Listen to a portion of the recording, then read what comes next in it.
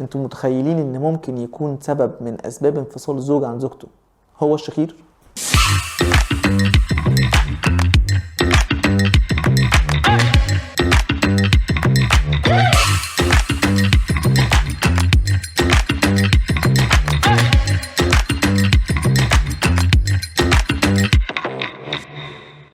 شرفتني في العياده ست فاضله جدا.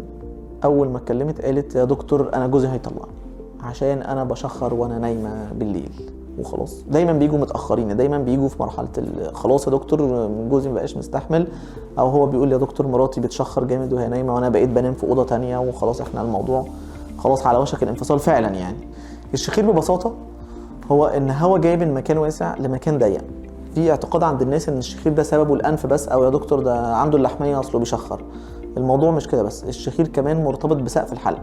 عندنا العضله بتاعت سقف الحلق بيحصل حاجه اسمها ترهل سقف الحلق، بتخلي العضله تلمس في البلعوم الانفي فيبدا يحصل الذبذبات اللي بينتج عنها صوت الشخير.